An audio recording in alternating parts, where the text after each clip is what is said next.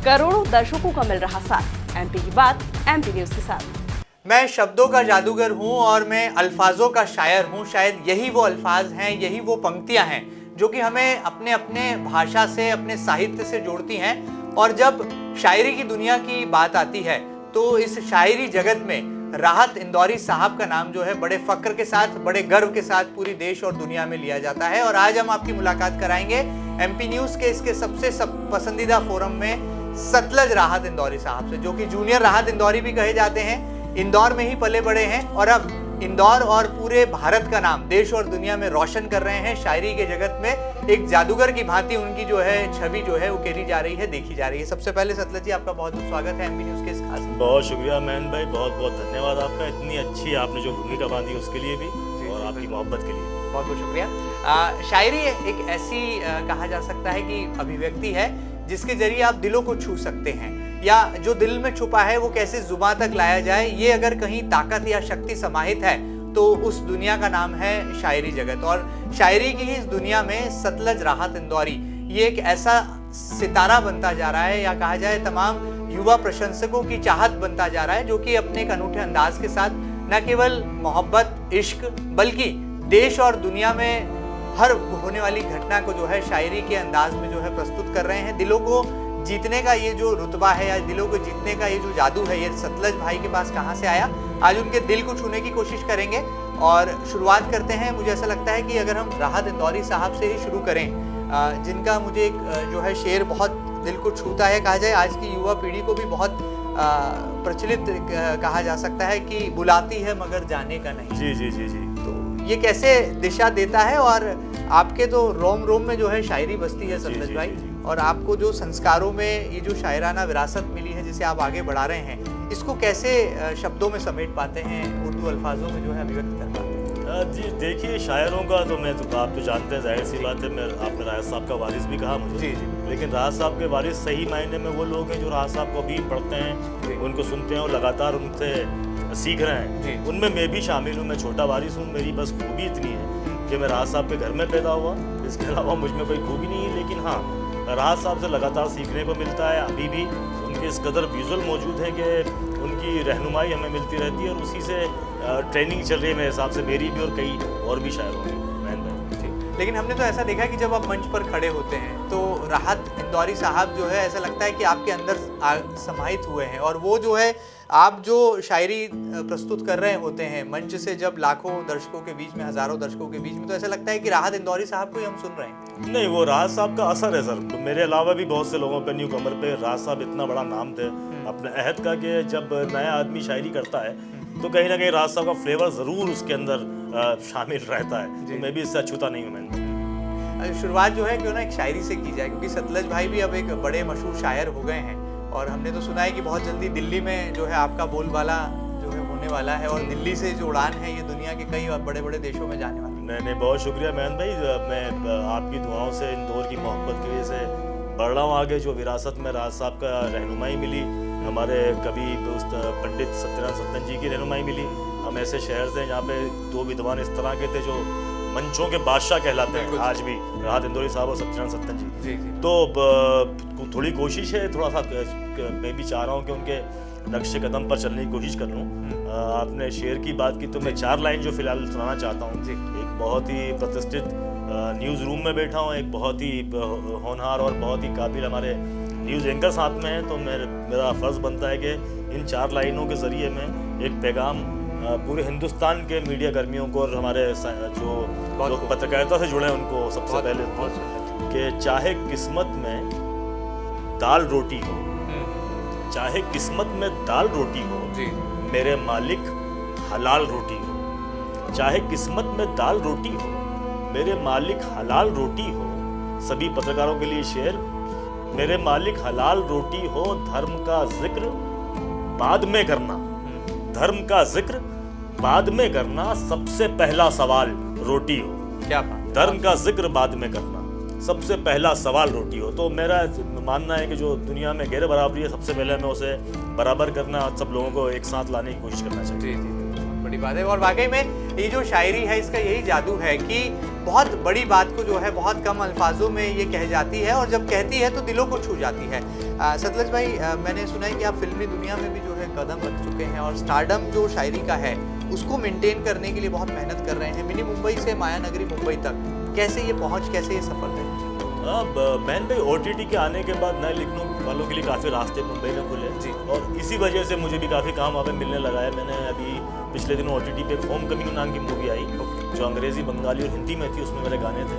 उसके अलावा भी 2-4 प्रोजेक्ट आ रहे हैं। उससे पहले सीरियलों के लिए काफ़ी कुछ लिख चुका था मैं, जैसे ये रिश्ता क्या कहलाता है का टाइटल ट्रैक मैंने लिखा। उसके बाद मन मर्जियाँ एक स्टार प्लस पे सीरियल आता था, उसका टाइटल ट्रैक लिखा। तो धीरे धीरे जब रास्ते खुल रहे हैं OTT की वजह से, तो काफ़ी नए लोग वहाँ पे अपना कमाल दिखा रहे हैं, अपना काम दिखा रहे हैं। बहुत बड़ी बात है। चलिए, एक जादू है कहा जा सकता है कि इंटरनेट की दुनिया का, कि जहाँ पर शायरी को जो है एक मुकाम मिल रहा है, एक मंच मिल रहा है। हमने देखा है कि आप जब मंच पर खड़े होते हैं सतलज भाई, तो रोंगटे खड़े कर देते हैं, और जो श्रोता होते हैं वो दीवाने होकर झूमने लगते हैं। तो कुछ ऐसी शायरी का जादू हाँ MP न्यूज़ के दर्शकों के लिए भी आप थोड़ा बिखेर दीजिए, ताकि जो दर्शक हैं वो आपकी आगे आने वाली जो सवालात हैं उसको और गहराई से सुन सकें, आपसे और कनेक्ट कर सकें। नहीं, ये एक बात अच्छी है महन जी आप में कि आप हौसला काफ़ी देते हैं सामने वाले को। हालांकि ऐसा लोग पसंद करते हैं, उनकी बहुत उनकी मोहब्बतें हैं। पिछले दिनों मेरा एक वीडियो वायरल हुआ, इसको 40 मिलियन व्यू मिले हैं किसी प्लेटफॉर्म पे। तो वो शेर नौजवानों के लिए ये था कि दिल को सबके लिए पत्थर बना के रखा है, दिल को सबके लिए पत्थर बना के रखा है, बस मेरी याद को जेवर बना के रखा है, जिसको तुम लड़की समझते हो जादूगरनी है, जाने कितनों को कबूतर बना के रखा है। तो इस कबूतर से लोगों ने बहुत कनेक्ट किया महेंद्र, वो मुझे लगा कि वो आप बीती जग बीती बन गए, लोगों ने काफ़ी पसंद किया और कई मिलियन इसके व्यू हो गए। बहुत बड़ी बात है। और वाकई में ये जो जादू है ये कहा जा सकता है ये न केवल शायराना विरासत है, बल्कि आज के युवाओं को सही मायनों में साहित्य से जोड़ने की एक नेक कोशिश भी है। और शायरी जगत जो कि धीरे धीरे सोशल मीडिया के ज़माने में धूमिल हो रहा था, लेकिन अब हम देख रहे हैं कि जो नए नौजवान हैं वो रील्स के ज़रिए, छोटे छोटे शॉर्ट वीडियोस के ज़रिए जो अपनी भावाभिव्यक्ति है उसको जो है शब्दों में पिरोकर जो है प्रस्तुत कर रहे हैं, देश और दुनिया के सामने ले जा रहे हैं। और कुछ ऐसी ही नेक कोशिश यहाँ पर करते नजर आ रहे हैं सतलज राहत इंदौरी। सतलज भाई, जो युवा आपसे जुड़ना चाहते हैं या जो आपको फॉलो करते हैं, किस तरह से आप उन तक अपना पैगाम पहुँचाएंगे? क्योंकि आने वाले दिनों में जब दिल्ली में एक राष्ट्रीय स्तर के मंच पर आप जब बैठेंगे और राहत साहब की याद में जब वहाँ पर साहित्य का एक बड़ा सा जमावड़ा लगेगा, मेला लगेगा, तो क्या आपके पास खास ऐसी अभिव्यक्ति होगी जो कि दिल थाम कर बैठे तमाम श्रोताओं को, दर्शकों तक आप पहुँचाएंगे? ऐसी कोई बड़ी बात तो नहीं महन भाई, एक छोटा सा मेरा संदेश है जो मैं चाहता हूँ हर मंच पे मैं ये संदेश पहुँचाता हूँ, और चाहता हूँ ये मैं दिल्ली से भी लोगों तक पहुँचाऊँ कि छोटा सा संदेश है लाला, छोटा सा संदेश है लाला, सबसे पहले देश है लाला। तो हमें देश को फर्स्ट रखना पड़ेगा, नेशन को फर्स्ट रखना होगा, तो ही हम लोग आगे मिलजुल के इस देश को और खूबसूरत बना सकते हैं। तो शायरी जोड़ने का काम करती है हमेशा, और मुझे लगता है कि मैं भी इस शायरी के माध्यम से जो कुछ टूटी फूटी शायरी में कर पाता हूँ, लोगों को जोड़ने का प्रयास करूँ, तो वो एक शायरी अपने सही मकाम पे पहुँचेगी। बहुत बड़ी बात है। और शायद मुझे लगता है यही वो सच्ची भावना है जो कि एक कवि हृदय में या एक शायर हृदय में बसती है, कि वो जोड़ने की बात करते हैं और यहाँ पर अपना जो पैगाम है, जो संदेश है, वो दूर तलक जाए, ऐसी कोशिशें वो लगातार जो है दिन रात करते हैं। मैं राहत साहब के बारे में बार बार आपको इसलिए जोड़ना चाह रहा हूँ क्योंकि राहत इंदौरी साहब का जो दीवाना है वो न केवल हमारा भारत देश है, बल्कि 7 समंदर पार भी जो है राहत साहब के फैंस आज भी मौजूद हैं, और इंटरनेट की दुनिया में आज भी राहत साहब को ढूंढते हैं, खोजते हैं, उनको सुनते हैं, उनको देखना पसंद करते हैं। आपने तो बहुत राहत साहब को करीब से देखा है, उनका एक ऐसा शेर जो आपको बहुत दिल को छू जाता है, या आपको व्यक्तिगत ऐसा लगता है कि जब आपको कमी महसूस होती है राहत साहब की, तो आप उस शेर को सुन लेते हैं, देख लेते हैं, तो आपको लगता है कि राहत साहब आपके आसपास है? राहत साहब की शायरी में सबसे अच्छी बात महन भाई यही थी कि उसमें हौसला था। राहत साहब के ज़्यादातर शेर जो हैं वो हौसला खोए हुए इंसान को हौसला देते हैं, जिसमें मैं कोई भी शेर राहत साहब का डालूँ वो हर शेर मुझे हौसला देता है। चाहे वो ये हो कि जुगनुओं तुमको नए चांद उगाने होंगे, इससे पहले कि अंधेरों की हुकूमत हो जाए, या शेर हो कि तूफानों से आंख मिलाओ, सैलाबों पर वार करो, मल्लाहों का चक्कर छोड़ो, तैर के दरिया पार करो। तो इस तरह के राहत साहब के हर शेर मोटिवेशन देते हैं, तो हौसला देते हैं। तो मुझे लगता है कि राहत इंदौरी की शायरी का सबसे बड़ा जो सिफत थी, जो विशेषता थी, वो हौसला ही था। उनकी शेर में जो हौसला था, तो वही हमें भी आगे बढ़ने का हौसला देता है, रहनुमाई करता है। और मुझे लगता है कि राहत साहब लगातार हमें राह दिखा रहे हैं कि किस राह पे आगे बढ़ना है। क्या बात है, राहत साहब राह भी दिखा रहे हैं और यही जो हौसला वो देकर गए हैं वो तमाम फासलों को दूर कर देता है। और ये जो फासले हैं उनको दूर करने की ही एक नेक कोशिश के साथ, नेक इरादे के साथ अपने कदम आगे बढ़ा रहे हैं सतलज राहत इंदौरी। और लगातार न केवल इंदौर बल्कि पूरे हिंदुस्तान का नाम जो है रोशन करने के लिए शायरी की दुनिया में जो है लगातार आगे बढ़ते चले जा रहे हैं। सतलज भाई, जाते जाते क्या कहना चाहेंगे हमारे दर्शकों को, क्योंकि ये सोशल मीडिया का दौर है, यहाँ पर जो है शॉर्टकट ढूंढता है हर इंसान, सफलता का भी शॉर्टकट, नेम और फेम का भी शॉर्टकट, तो शायरी का भी कोई शॉर्टकट आपको लगता है कि आने वाले दिनों में दिखाई देगा, या आप कुछ ऐसा इनोवेशन ऐसा लेकर आ रहे हैं जो कि आज के युवाओं को अपील करेगा? शॉर्टकट तो नहीं, लेकिन आसानी हो चुकी है मैन भाई पहले से, क्योंकि पहले जब कोई नया लिखता था तो उसको एक मंच चाहिए होता था, आयोजन चाहिए होते थे, इवेंट चाहिए होता था, कोई कभी समय। अब वो लगा सीधे अपने घर में अपने ड्राइंग रूम में बैठ के अपना वीडियो बनाता है और उसको अपलोड करता है। अगर उसकी शायरी में दम है, उसके कलाम में दम है, उसकी कविता में दम है, अच्छा मैसेज है, तो लोग उसको हाथों हाथ लेते हैं, क्योंकि अच्छी चीज़ों को सुनने के लिए, अच्छी चीज़ों को वापरने के लिए सब लोग तैयार हैं। तो मुझे लगता है कि अब ज़्यादा लोगों के लिए आसान है। और आप देखते भी होंगे कि हमें अब सोशल मीडिया पे ऐसे ऐसे शेर सुनने को मिलते हैं जो पहले किसी उस्ताद की ज़ुबान पे सुनना मिलते थे, लेकिन अब नौजवानों का जब रचनाएं, नौजवानों की शायरी जब बाहर आ रही तो समझ में आ रहा है कि हाँ, जो नया पीढ़ी आ रही है, जो नए शायरी को लेके अलमबरदार आ रहे हैं, उन्होंने बहुत मजबूती के साथ इसको उठा रखा है, थाम रखा है। और शायरी का, साहित्य का भविष्य हिंदुस्तान में तो बहुत उज्ज्वल है। सतलज भाई, मन में कोई तमन्ना है, क्योंकि आपने तो जो है राहत साहब के साथ जो है बड़ी बड़ी हस्तियों से भी मेल मुलाकात की है, जिनमें कपिल शर्मा शो में आप खुद नजर आए थे, राहत साहब के साथ आमिर खान, नवाजुद्दीन सिद्दीकी, तमाम सितारों से आप मिल चुके हैं। कोई तमन्ना आपको लगता है कि ये बाकी है जो कि राहत साहब के जाने के बाद आप लगातार उसको पूरा करने के लिए मेहनत कर रहे हैं? नहीं मैन भाई, मेरे साथ सबसे अच्छी बात ये कि जितनी तमन्ना, जितनी ख्वाहिश एक इंसान की हो सकती है, वो राहत साहब के जीते जी मेरी पूरी हो गई। मैं उनकी सेवा में लगा था और मेरी कोशिश ये थी कि मैं ज़िंदगी भर उनकी सेवा करता रहूं। वो 100-125 साल तक जियों, जब तक वो जीवित रहें, मैं जीवित रहूं, उनकी सेवा करता रहूं। लेकिन अल्लाह को कुछ और मंजूर था। उनका जब 2020 में इंतकाल हुआ, उसके बाद मैंने अपना करियर शुरू किया एज ऑफ 38 में, 38 साल की उम्र में मैंने शायरी शुरू की। लेकिन राहत साहब की खिदमत में जब मैं घूम रहा था, सफ़र कर रहा था, उस दौरान मैंने पूरी दुनिया घूम ली। एक नया आदमी, नया शायर चाहता है कपिल के शो में जाए, मैं 2 बार होके आ गया। चाहता है स्टार से मिले, तो मैं कई स्टार, आमिर खान, नवाजुद्दीन सिद्दीकी और तमाम तरह के स्टार से मिल चुका हूँ।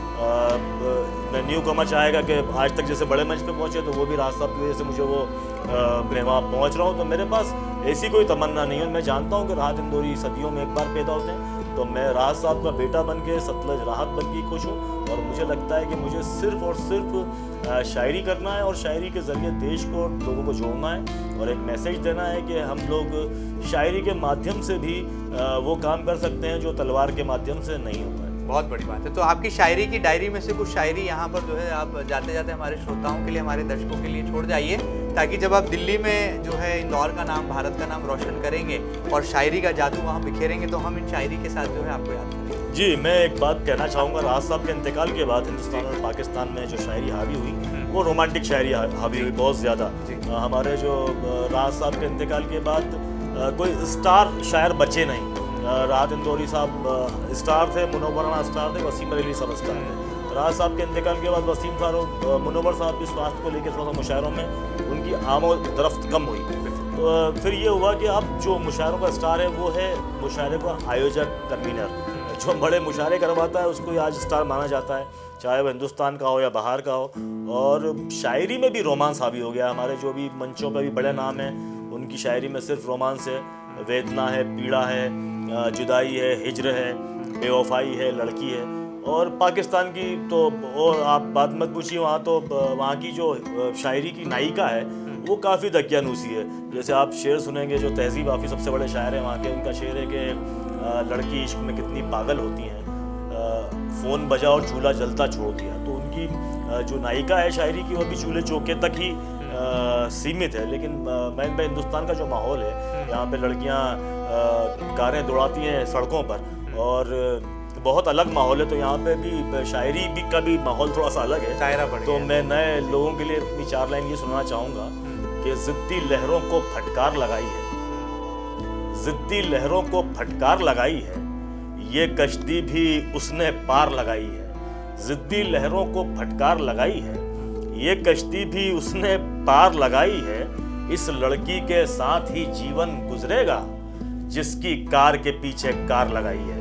तो हमारी शायरी में हौसला, रोमांस है तो रोमांस में भी हम कोशिश करते हैं कि उसमें हौसला हो, एक ऐसी बात हो कि लोग मोटिवेट हो, जुदाई में और तन्हाई में डिप्रेशन में ना जाए, शायरी सुन के हौसला उनमें आए और वो ज़िंदगी को और बेहतर तरीके से जीने की कोशिश करें और अच्छी तरीके से जीने की कोशिश करें। बहुत खूबसूरत, बहुत सुंदर। यहाँ पर आज के इस आपाधापी भरे ज़माने में, युग में, जब हर इंसान जो है एक अंधी रेस का हिस्सा बना हुआ है, ऐसे में राहत साहब की और ख़ासतौर पर सतलज राहत जी की जो शायरी है वो राहत भी देती है, हौसला भी देती है, जुनून भी पैदा करती है और जज्बा भी जगाती है, जो कि आने वाले कल में एक अच्छा हिंदुस्तान, एक अच्छा देश जो है गढ़ने की क्षमता और ताकत हमें जो है समाहित कर देती है। यही जादू है कविता का, यही जादू है शब्दों का, यही जादू है शायरी का, यही जादू है अल्फाज का। उम्मीद है कि आपको सतलज राहत इंदौरी के दिल में क्या है ये आपको जानने समझने का मौका मिला होगा, और वो कैसे लगातार एक युवा शायर की भांति जो है मिनी मुंबई से अब माया नगरी मुंबई तक का सफर तय कर रहे हैं, ताकि आने वाले कल के नौजवानों को भी जो है इस दुनिया से जोड़ा जा सके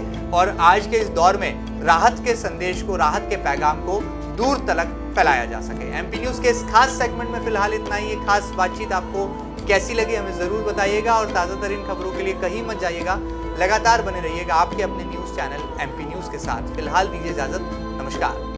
एमपी की नब्ज, एमपी का हाल, मध्य प्रदेश की हर खबर एमपी न्यूज टीवी के साथ। लगातार खबरों के लिए सब्सक्राइब करें हमारा YouTube channel MP news TV. Latest updates के लिए बेल आइकन दबाना जरा भी न भूलें।